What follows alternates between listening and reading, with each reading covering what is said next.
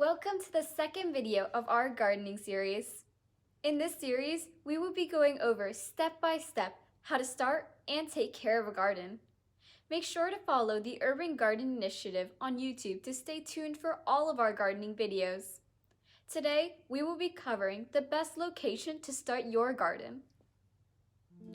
You need to choose an optimal location for your garden, as most fruits and vegetables need full sun with a minimum of 5 hours of direct sunlight per day for fruiting.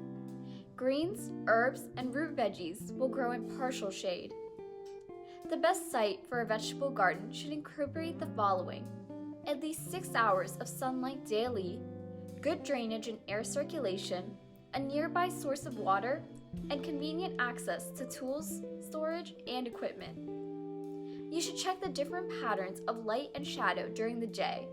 Be sure not to put the garden too close to your house, which will cast a shadow.